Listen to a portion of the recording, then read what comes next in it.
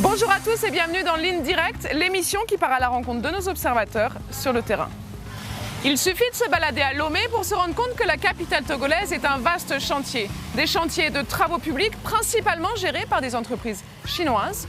Mais les ouvriers togolais qui y travaillent considèrent que leurs conditions sont déplorables. Certains parlent même d'esclavagisme. Frédéric Atipou a voulu qu'on vienne enquêter.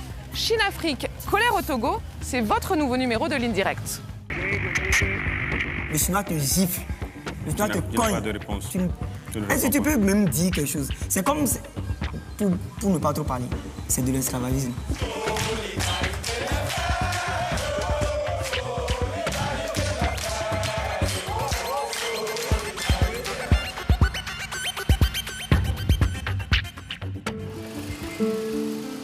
Jugé trop instable, le Togo a longtemps été boudé par les bailleurs de fonds internationaux. Mais les investissements reprennent en 2008 sur fond d'une relative normalisation politique. Offensive, la Chine s'impose sur les marchés. Le partenaire privilégié entend aussi promouvoir une diplomatie culturelle avec son outil, l'Institut Confucius.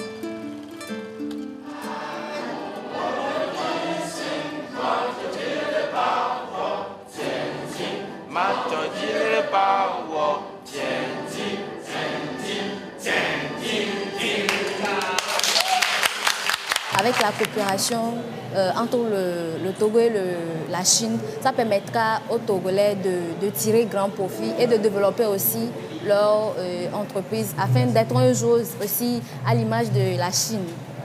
C'est un modèle pour toi? Oui, un modèle, oui.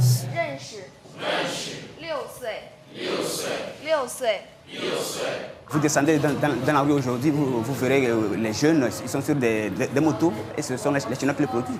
Les Chinois sont là ici en Afrique avec des entreprises qui construisent des routes et ils emploient des gens et tout cela, ça a changé la vie des gens au Togo. La Chine a vraiment apporté beaucoup pour le Togo et surtout en général pour l'Afrique.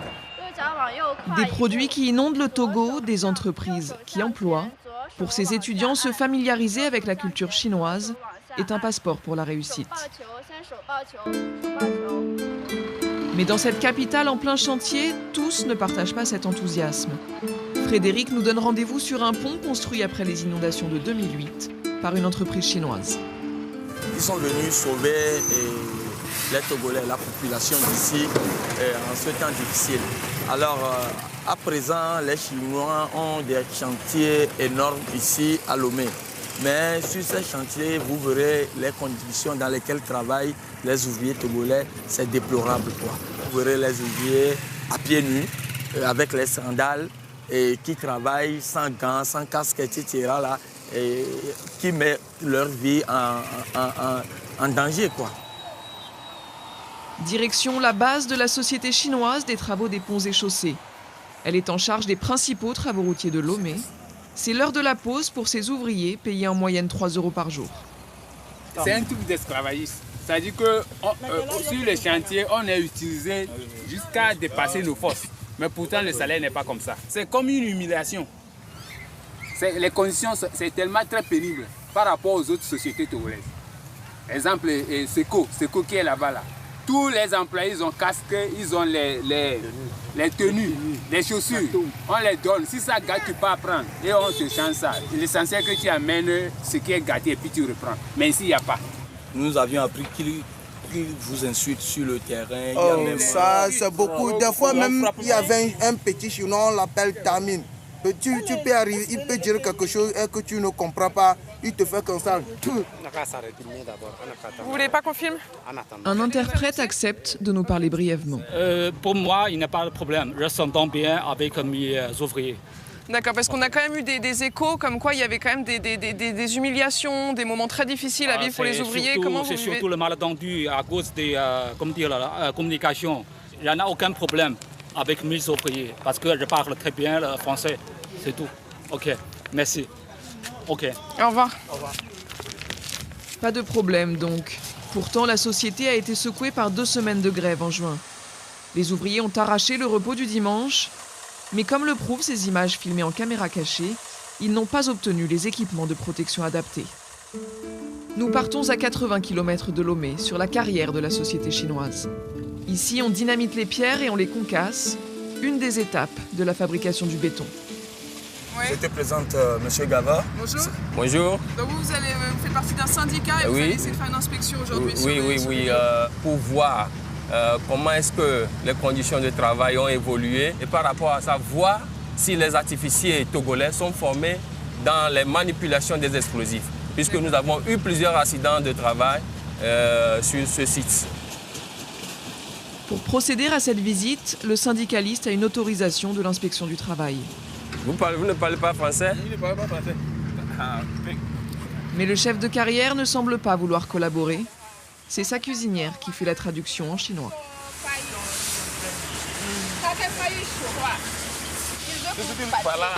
Mais là, ce papier qui nous dit qu'on peut rentrer, il a dit quoi? Il s'en fiche? Oui. Mais c'est censé de Lomé. Nous constatons qu'il y a obstruction pour qu'on vérifie si la formation des artificiers ont été faite et les équipements de protection individuelle adaptés. Si vous voulez nous faire sortir dans les brefs délais, on va organiser une grève ici. Avec le syndicaliste tient à cette formation car les accidents sont courants. L'avant était artificier. Il a perdu l'usage de son bras et de son œil droit.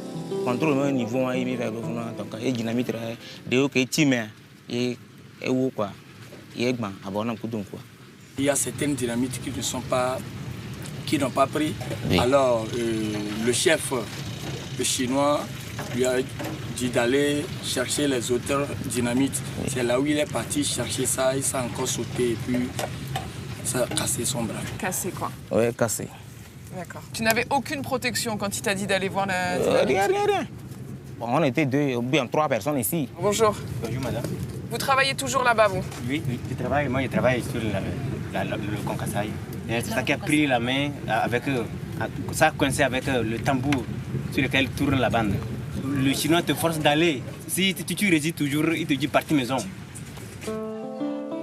Dans le village de l'Avant, la majorité des hommes travaillent sur la carrière.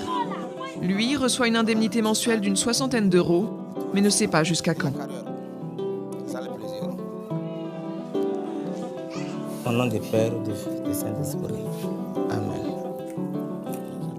Farine est terminée. Farine est terminée? Oui, il n'y a rien. C'est de l'eau, il n'y a rien. Vous ne pouvez plus acheter la farine? Il n'y a pas l'argent. Et pour toi, c'est la faute de qui, ça? Vraiment, la faute des Chinois.